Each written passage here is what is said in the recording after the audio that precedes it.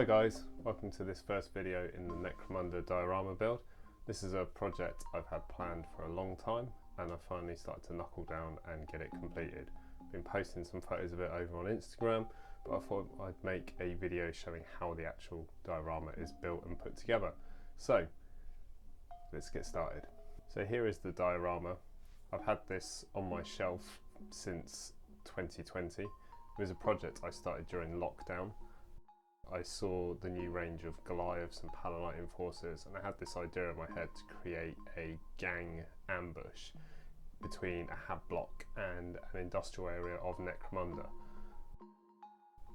The Goliaths were one of the first gangs I collected with the original 1995 Necromunda, so I thought it'd be fun to use them. Since I planned the diorama, it's been sitting in various trays and boxes in the studio, and I've never actually gotten around to completing the project, so I've decided that over the next month I'm going to finish it. The first centerpiece of the project is a Goliath leader converted from a slaughter priest standing over the body of a decapitated Palantine Enforcer. This is going to be up on the bridge and looking down on a Palantine APC that's converted from a Turox using the wheels and axles from a Gene Stealer Colt Ridge Runner. Now, this has also got a few parts added to it from the Astra Militarum tank upgrades and accessories kit, I believe it is, to add a heavy stubber to the top of the vehicle along with some radio antennas. Also have a few Sector Mechanicus pieces that I've added onto plasticard. And I've also made a series of neon signs. I had this really cyberpunk aesthetic in mind when I put this together. These are made using the centerpieces of the NECROMUNDA Objectives barricades as the welded supports, and then parts from sprues, and then using bent metal to form words such as Grub Shack, Stims 24 hour, Guns and Ammo, and I also have a neon sign with some vermin mesh as the backing on the sprue that says bar and then has an Escher Ganger's head. I have the Grub Shack, which the seating outside of is made from the NECROMUNDA Objective signpost with the Astra Militarum tank upgrade track guards, and then I have the actual Grub Shack itself converted from a Militarum container with parts of the Ridge Runner left over to form a barbecue inside, and again using those tank track guards to form the outer shelves, and then some corrugated paper to actually form the shutters on the Grub Shack. There is also a half barrel and some aquarium rock inside for the barbecue. I've also converted some gantries and walkways from the 40k Sector Mechanicus terrain pieces, and I've bulked some of these out using styrene I-beams. I think these are a great way to add a really heavy industrial detail, and it's how these things would be constructed in real life. You'd have a steel beam below these gantries to support them. I've also used the NECROMUNDA staircases from the stair and ladders kit to make a freeway staircase, and again using some styrene columns to support these. The hab block I built, I planned this out on my computer first in SketchUp and then divided it into several layers, and what this allowed me to do was create a structure that looks like concrete, but more importantly like a brutalist architectural style. So here you can see the layers of foam board stuck together, and I've then coated this with a mixture of black acrylic paint and polyfiller, or spackle as it's known in other parts of the world, to give the concrete appearance. I've repeated this on the other side of the road. This is more of a refinery building as I see it, and this has some child's construction pipe toy inserted into it to create the refinery pipework that's running over this area. I'm imagining this to be a refinery tank with a hab block attached to it, because obviously NECROMUNDA hab blocks go hand in hand with NECROMUNDA industrial areas. On the pipes I added rhinestones for welding rivets and Lego steering wheels for valve handles. You can see on the refinery building itself, parts of the concrete are broken away, and I've inserted vermin mesh in there to show how that concrete would be reinforced. I've used the Sector Mortalis tiles as the paving, and then I've gone along these with small segments of sprue to add a curbstone, and in the middle we have a road, and the centre part of this road is formed with a cable tie with some other Sector Mortalis pieces inserted into the foam just to tie the piece together. Here's a close-up of the pipe work. I've used milliput to create welded joints around the pipes, and then metal washers for the connection where two pipes meet. Whenever you see industrial pipes, there's normally two metal sections bolted together, and by using those washers and those nail art rhinestones, it replicates that effect. Unfortunately, at the time I didn't have any access to a piece of plastic pipe that was the right size for these pipe connectors, so I had to use wooden dowel that, no matter how much you sand it, once it's painted it will look very wooden still. That wood grain texture will grin through the primer. So I decided to try out the Green Stuff Well crackle paint, and I applied this liberally all over all of the wooden pipes to begin with. My assumption being that as it dried it would obviously crack and pull away from itself to give a corroded appearance, but even if parts of it didn't dry out that much, because I had applied it so thickly, it would look like a rather thick, roughly applied industrial sector paint, and that was my hope. I also used the same crackle paint on the scenery, going around and adding this to the bottom of anywhere where moisture or liquid would gather. As I say, my idea for this area is that it's some sort of like recycled water refinery maybe, or oil refinery, but it's quite a dank, damp environment, so I wanted lots of corrosion, lots of weathering, plus it gives a bit of texture to these pieces. They're fantastic pieces of terrain, but for me they're too smooth, they're too pristine for the NECROMUNDA 40k setting. So by going around and adding this crackle paste, I hope to bake in more texture prior to painting. I have some items like oil barrels and storage boxes that we're going to assume are empty and just discarded, so they haven't moved for a long time. So on these I liberally applied the crackle paint over the entire piece. So here's the finished weathering stage. So I've gone around the entire diorama and applied the crackle paste to areas where I think water would have gathered, dried out, corrosion would have occurred. Applied this on some of the exposed reinforcement bars on the concrete, patches on doors and roller shutters, make it look like these haven't moved in a long time.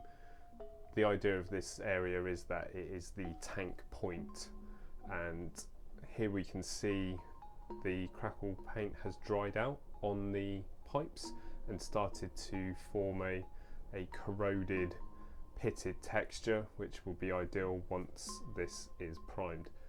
I next went around and glued on all of the greeblies. These were a selection of Sector Mechanicus streetlights. I forget which kill team set they were from, but I picked them up on eBay. And things like the consoles from the NECROMUNDA objectives and walkways kits. And these were pin drilled the back of these and inserted cocktail sticks into them, and then using just wood glue or PVA glue, I liberally applied this to the cocktail sticks and stamped them into the foam, and that would hold them in place absolutely fine without any worries of the foam melting away if I'd used a more solvent based adhesive. Also found these air conditioning units that were from the NECROMUNDA walkways set, and these pipes from the Sector Mechanicus gantries and walkways sets. And again, I'd dry fitted where I wanted all of these to go, so with these pipes I knew I wanted them hanging down above the balconies. This is the hab block on its upside down at the moment, so that I can see exactly where these pipes are going on the underside of the balcony. Also get a nice shot of the back of my head.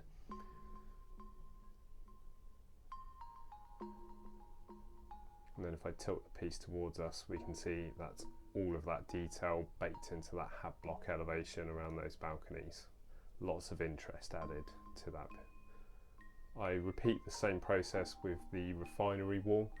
Again, a console for getting into this door that I released from the Rogue Trader Kill Team set. Again, I picked this up on eBay as a single, and then more of these 40k street lights, wall lights, placing those into the walls above key points on the walkways, etc., where I knew you would put light in the real world, if you see what I mean, above doors and junctions on stairwells. I next fitted my crane in. So the crane is actually made up using a piece of styrene I-beam. It's a Sector Mechanicus crane from the Gantries set, and then the supports on the I-beam are the NECROMUNDA Objective signpost base again. So I've just sawn those off with a hobby saw, glued the whole thing together, and then added a bit of jewellery chain hanging down from that gantry winch crane. Now I need to stiffen this up. As you can see, this piece is laying on its side and the chain isn't moving. That's because I've gone around each link with some super glue and then using Army Painter Magic super glue setter to instantly set that bond. And I'll repeat this at the base, and then we have a nice firm chain that's going to be much easier to paint than if it was flapping around loose still. So it's held tight at both ends. I decided to go back and add crackle paste to the I-beam of the gantry, again just to bake in a bit more weathering and texture and remove some of that smoothness. I have a couple of road signs I want to add to the pipes as well. These are made with sprue and tea-light metal, so the candles have been removed, the metal's been flattened out, applied to the back, and then some NECROMUNDA ladders with some of the runs cut off have been made into the supports for it. Next began a very long, about 3-4 hour process of priming all of these pieces. I just used airbrush primer mixed with a little bit of Liquitex Flow Aid to prevent my airbrush from gunking up too much, and I just went round and slowly applied the black primer to all of the pieces until they were all a uniform matte black. This included putting all of the miniatures onto wooden cubes, which was done by inserting paper clips into their feet using a pin vise and then wood gluing them to the cubes so that it could be easily removed at a later date. I next went round and pinned or drilled all of the holes for these miniatures so that I could dry fit them to the entire piece and check that I had everything lined up.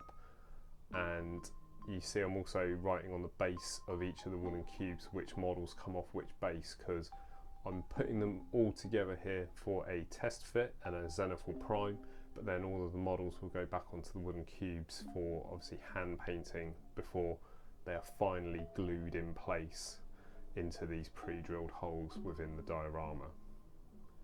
The diorama itself, as I say, is Jank Point, which this Goliath gang has taken over. They're going to scratch out the T on Jank Point, and they're going to be the Jank Point Jackers. So this is obviously a gang that has taken ownership of this road and jacks any vehicle or anyone that passes by.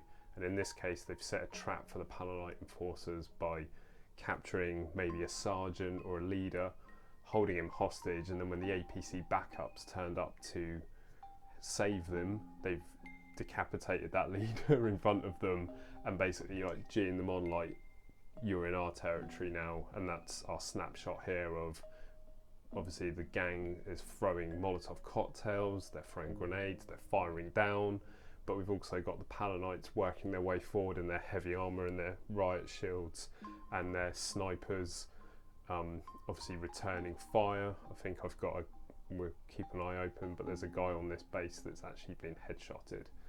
So after I do an initial zenithal prime of grey directly from above, I then got these colour changing LED lights. Some of these are the studio lights that are behind me, and some of these are these little tiny twist lights that are designed for putting in water features.